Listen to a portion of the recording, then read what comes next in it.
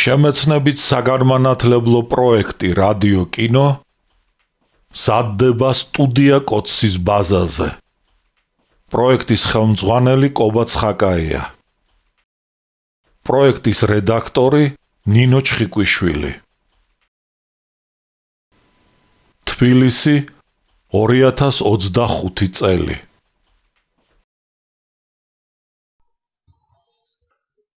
ალექსანდრე ქუთათელი. პირისპირ.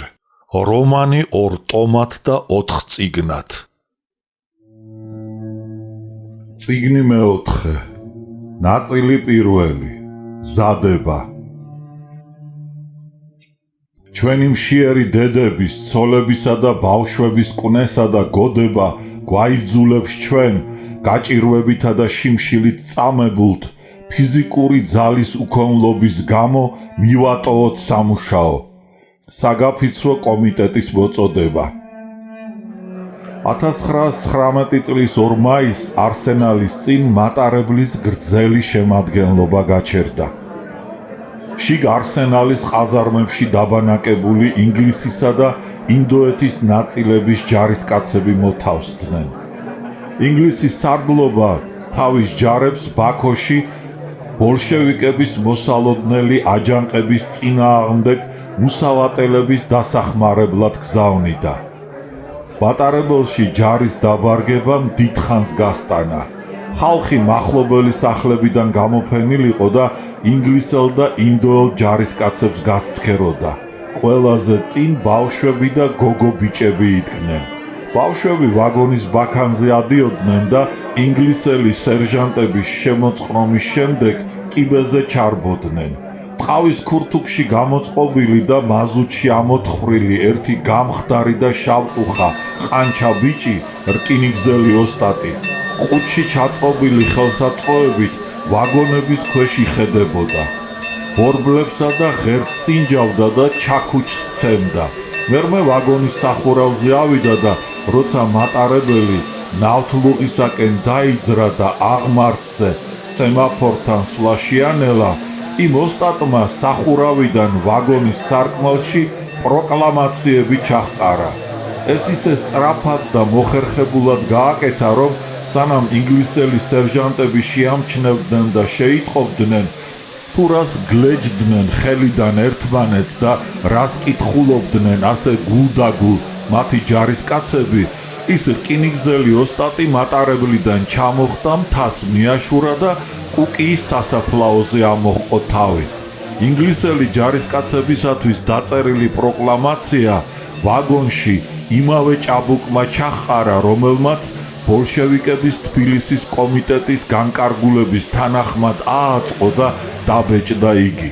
ის ჭაბუკი გარმონზე შეუდარებელი დამკვრელი, იატაკქვეშ მომუშავე კომკავშირელი, ასოთამწყობი კარო იარალოვი იყო, რომელსაც კამოს ფანტასტიკური პიროვნება არ ასვენებდა. მეორე დღეს ინგლისელთა ჯარების სარდალი საქართველოსა და ამიერკავკასიაში გენერალი კორი სასახლეში საგარეო საქმეთა მინისტრს ევგენი გეგეჭკორს იახლა. ინგლისურ ენაზე დაბეჭდილი პროკლამაცია მაგიდაზე დაუგდო და ბრიტანეთის ჯარში აგიტაციისა და პროპაგანდის გაწევის გამო პროტესტი განუცხადა. ამ გარემოებამ დიდ საგონებელში ჩააგდო მთავრობა, მაგრამ მიუხედავად საგანგებო რაზმის აგენტების ცდისა, მათ ვერ აღმოაჩინეს სტამბა, სადაც აღნიშნული პროკლამაცია დაიბეჭდა და ვერც მისი ამწყობი და გამავრცელებელი. მალე ამაზე უფრო სამარცხვინო საქმე მოხდა. მენშევიკური პარტიის ცენტრალური კომიტეტის სტამბაში, რომელშიც მათი ქართული და რუსული გაზეთები ერთობა და ბარბა იბეჭდებოდა, კარო იარალოვის კარგი ნაცნობი ერთი ძველი მუშა, შაქრო ხახუტაშვილი მუშაობდა. შაქროს თავის ამხანაგებთან პურის ჭამა უყვარდა. იგი მოჯადოებული იყო კაროს დაკვრით გარმონზე. კარო მართლაც სწორუპოვრად უკრავდა, მას შესანიშნავი სმენა ჰქონდა. რა გინდა რომ არ დაეკრა მას ორკესტრივით ამღერებულ თავის დიდ გარმონზე, აღმოსავლური, ქართული, რუსული თუ ევროპული მოტივები. ყველაფერს ჩინებულად უკრავდა იგი. ქუჩის უბრალო სიმღერებიდან მოყოლებული ოპერულ მუსიკამდე. ამიტომ არა მარტო სტამბის და ქარხნის მუშები, არამედ ქეიფისა და დროსტარების მოყვარული ძმაბიჭებიც ხშირად პატიჟობდნენ მაშინ ოჯახში და რესტორანში, სადაც იგი შემთხვევით ბევრ რამეს გებულობდა და საჭირო საქმესაც აგვარებდა. ერთხელ მხარზე დაკიდებული თავისი განუყრელი დიდი გარმონით კარო ქუჩაში შაქრო ხახუტაშვილს შეეყარა და უთხრა: საჭიროა საჩქაროდ დაბეჭდო ერთი რამ. ბოლშევიკების რედაქციები და სტამბები მაშინ დარბეული იყო. პარტიული ლიტერატურის ბეჭდვა არალეგალურად წარმოებდა. შავგრემანმა და ჯმუხმა კაცმა, მეტრანპაჟმა, შაქრო ხახუტაშვილმა შავ ულვაშებზე ჩამოისვა ხელი და კაროს ჩახლეჩილი ხმით მიუგო. ამ საქმეს ამჯერად ვერ გავაკეთებ. გიორგაძეს და ვადაჭკორიას ვთხოვოთ, ძნელია. რას ამბობ, შაქრო? გაუკვირდა კარლოს. ისინი ხომ მენშევიკები არიან. მერე რა? მიუგო შაქრომ. ვერ ახედა ამ ბიჭო. მუშები ჯგუფ-ჯგუფად რომ სტოვებენ მენშევიკებს და ჩვენთან მოდიან. ახლა ბევრს თვალი აეხილა. მართალია გიორგაძე და ვადაჭკორია წინათ მენშევიკებს ემხრობოდნენ, მაგრამ ახლა მენშევიკებზე გული აუცრუდათ.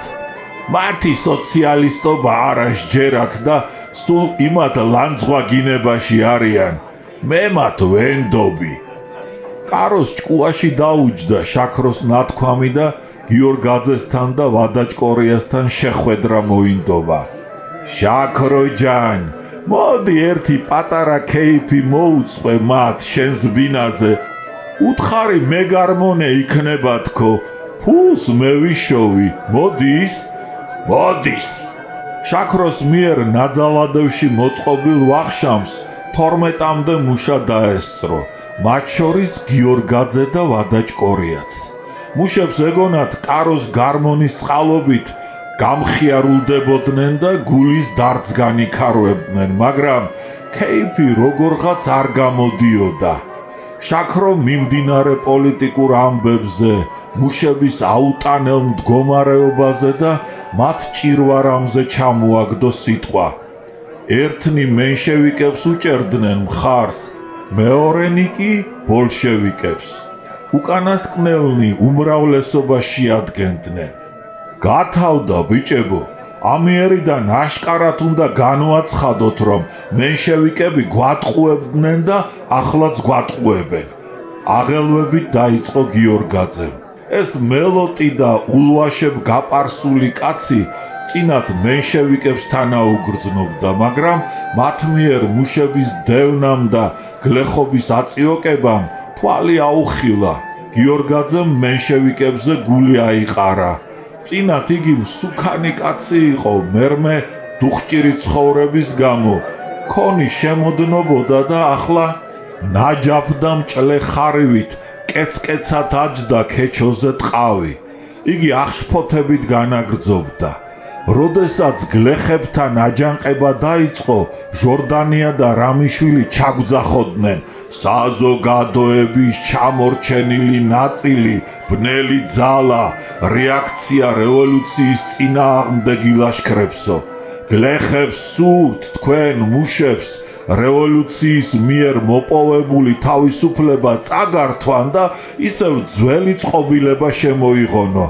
მაშინ მე და ბევრი ჩემისთანა ტყუვდებოდა.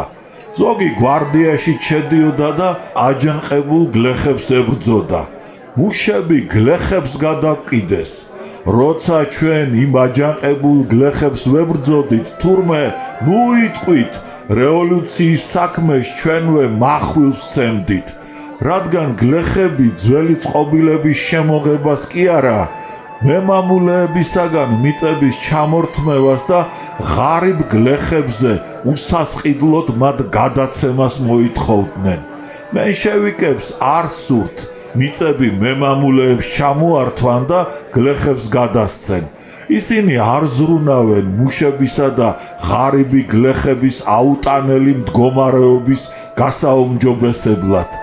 ახლა არავისთვის საიდუმლოს არ წარმოადგენს ის გარემოება, რომ მენშევიკები არა მუშებისა და გლეხების, არამედ ბურჟუაზიისა და მდიდრების ინტერესებს იცავენ. აბა რას ამბობ? შეედავა გიორგაძეს ერთი ჭორფლიანი მწითური მუშა სერგო ნამორაძე. როგორ თუ რას ვამბობ?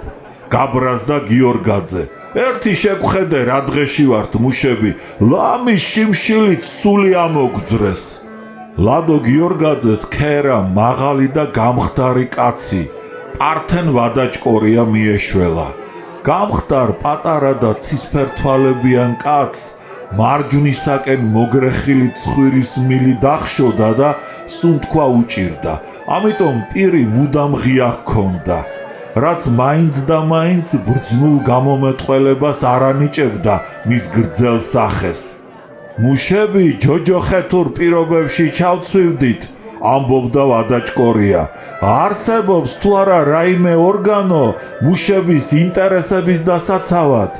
ყურს ვინ უგდებს წარმოებებში შრომის დაცვის კანონებს, ზედმეტი საათების მუშაობისათვის? ვინ რას გვაძლევს? სად არის ურთიერთდამხმარე სალარო? ავადმყოფობის დროს ჩვენზე ვინ ზრუნავს? განა გვამარაგებენ პურით ან სხვა პროდუქტებით? შიმშილობთ, ჭუჭხში და ნოტიოში ვმუშაობთ. ვინ უნდა მოგვამარაგოს, როდესაც ვაჭრობა სპეკულანტების ხელშია? შენიშნა შაქრომ. საიდან გვექნება პური და სხვა პროდუქტი, როდესაც მენშევიკებს არასურთ საბჭოთა რუსეთთან ვაჭრობა? წინათ საქართველოს რუსეთში გაქონდა თუთუნი, აბრეშუმი, ღვინო, ხილი. ამათ ნაცვლად კი რუსეთიდან პური და სამრეწველო საქონელი შემოდიოდა. ერთი მგლისკენ და ერთი ცხისკენო ნათქვამია. ისევ დაიძახა მწითურმა მუშამ სერგო ნამორაძემ. საბჭოთა რუსეთთან რომელი სახელმწიფო ვაჭრობს? ჩვენს მთავრობას რომ უკიჟინებთ, სამაგიეროდ ჩვენ ვცდილობთ ევროპასთან და სამხრეთ რუსეთთან გავაჩაღოთ აღებმიცემობა. სამხრეთ რუსეთი პურის ნაცვლად ჩვენგან ნავთსა და ბენზინს მოითხოვს, რომელიც ჩვენში დეფიციტია.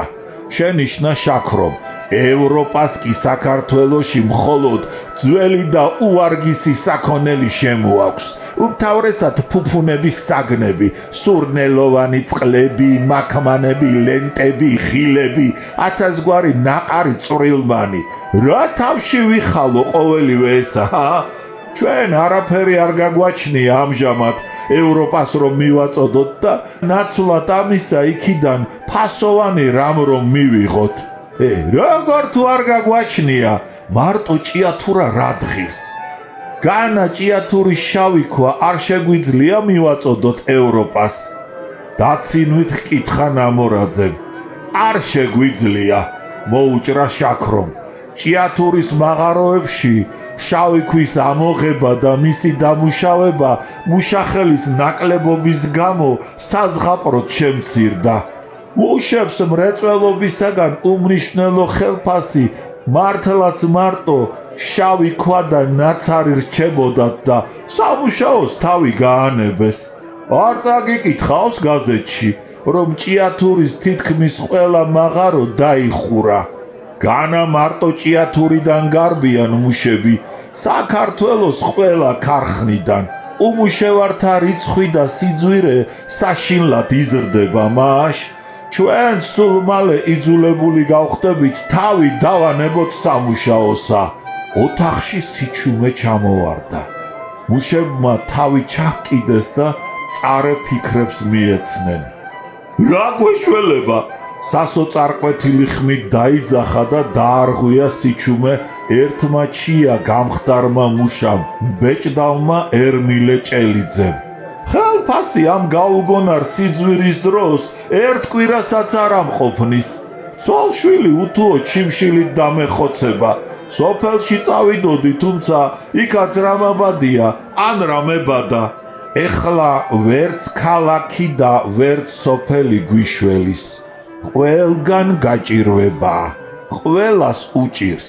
ახლა მხოლოდ თავრობის ხალხი უცხოური და ჩვენებური სპეკულანტები ცხოვრობენ კარგადა. ხელი ჩაიქნია უიმედოდ დურგალმა ხეჩო ყაზაროვმა. იგი დაბალი, ჯმუხი და შავგრემანი კაცი იყო. მასაც ჩაქროსავით ჩახლეჩილი ხმა ჰქონდა. ხორხი არ ემორჩილებოდა, 100 ხს გამოთქმა უჭირდა. ყელში ბგერა ისე ხრიალებდა, თითქოს ფიცრის ხერხვის ხმა მოისმისო. მდგომარეობა მართლაც აუტანელია. ამის შემდეგ მხოლოდ ფიზიკური გადაშენებაა მოსალოდნელი. წუხარე სახით შენიშნა ხეჩო ყაზაროვ შაქრომ. გადავშენდებით კიდეც. ჩვენ 60 თვეობით არ ვღებულობთ ხელფასს. დაუდასტურა ვადაჭკორიამ. რა ხელფასია, დაცინვით დაიძახა გიორგაძემ. რა გინდ დიდი კვალიფიკაციის არ უნდა იყოს ახლა მუშა, იგი 200 მანეთიდან მაქსიმუმ 600 მანეთამდე თუ მიიღებს თვეში. მერმე განსაჯე, რა გამოდის? რა არის ბონებით მიღებული შენი 600 მანეთი, როდესაც მყიდველობითი უნარი ახლანდელი 10 მანეთისა წინანდელ 1 კაპიკსაც კი არ უდრის. რაღა დაგიმალოთ, თქვა ჩია და გამხდარმა მუშამ ერმილე ჭელიძემ. ხშირად პურის ფულიც კი არა მაქვს. მთელი დღე ფეხზე მდგარი ასოებს რომ ვაწყობ, შიმშილით ლამის გული წამივიდეს. ეხ ჩემო ძმაო, შენ ჯერ გული ნამდვილად არ წახსულია. დაიწყო ორთქმავლისა და ვაგონის შემკეთებელი ქარხნის ხარატმა სტეფანე დანგაძემ. იგი მაღალი, მხრებში მოხრილი, გამხდარი კაცი იყო.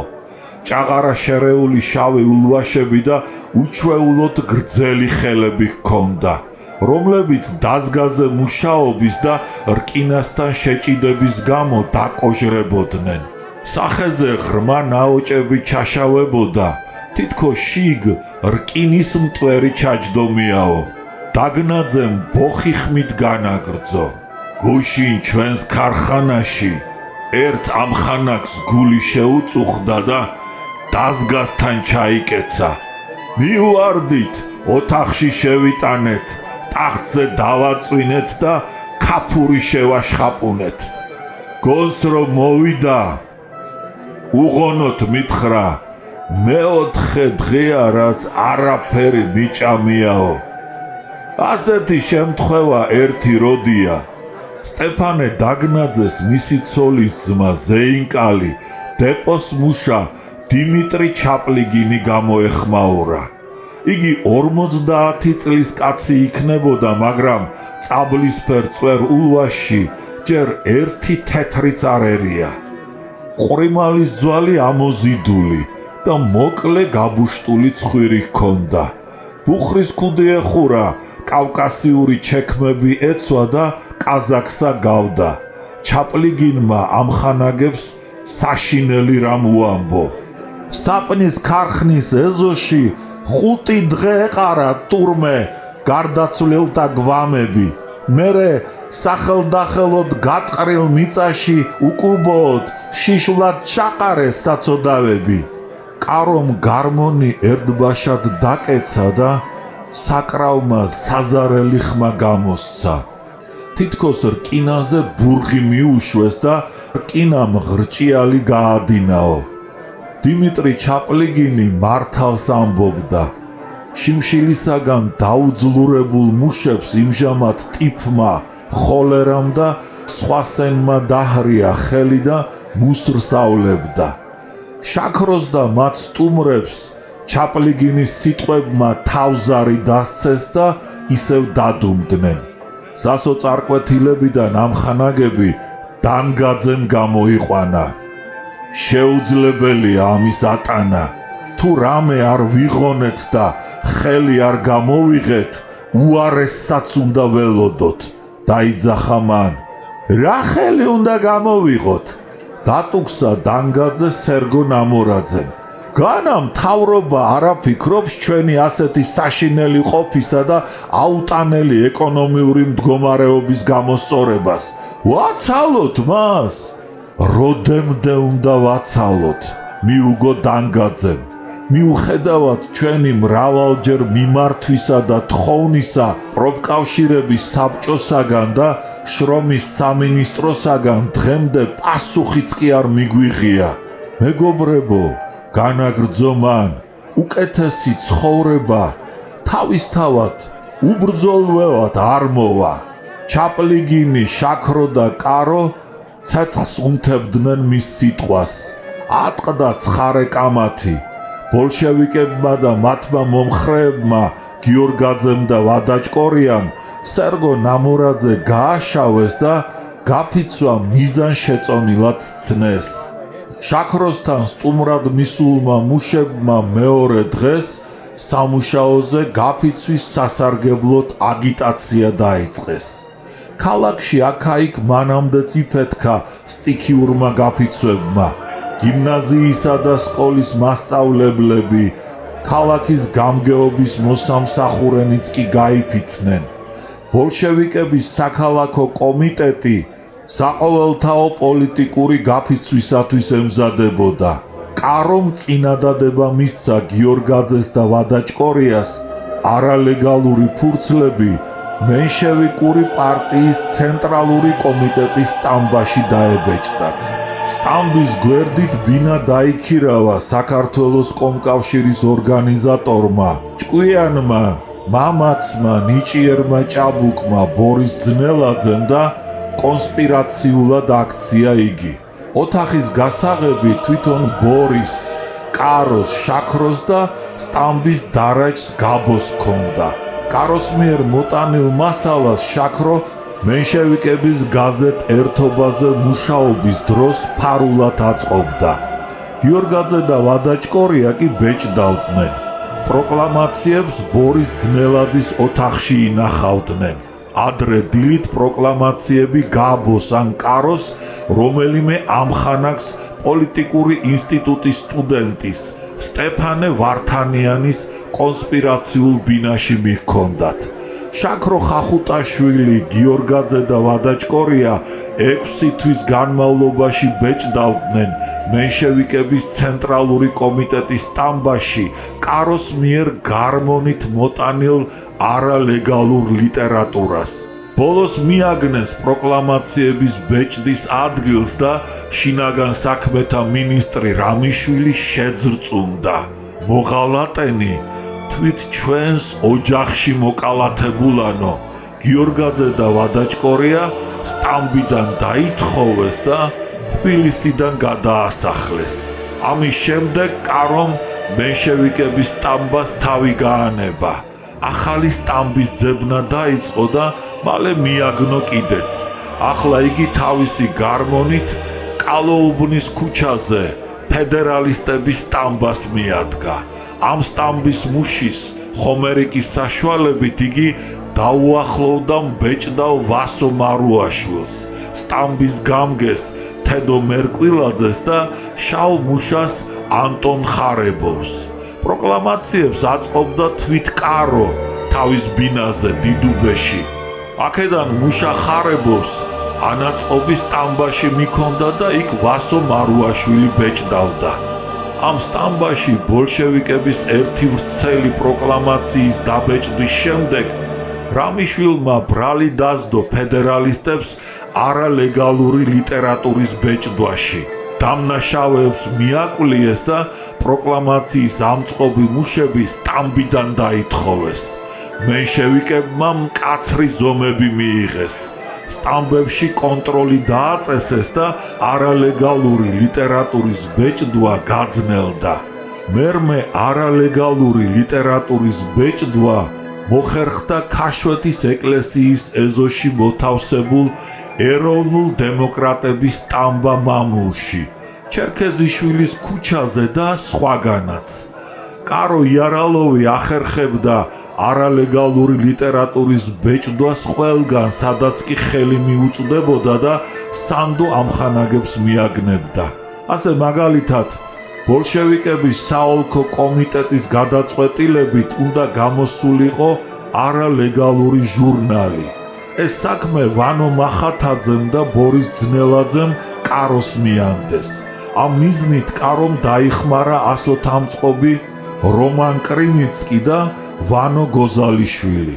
ისინი მატინიანცის სტამბაში ჩაიკეტნენ და მალე ჟურნალი ააწყვეს. ბეჭდვა საღამოს 8 საათიდან უნდა დაეწყოთ. ისინი 7 საათზე უკვე სტამბაში იყვნენ და ბეჭდავ იოსებაშვილის მოსვლას ელოდნენ, მაგრამ იოსებაშვილთან ერთად სისხლის სამართლის მილიციის აგენტები მოვიდნენ.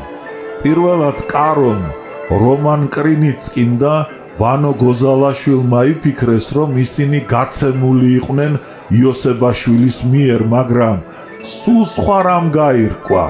იოსებაშვილს ბრალსას დებდნენ იმაში, თითქოს იგი თავრობის სტამბიდან ახალ შრიფტს იპარავდა.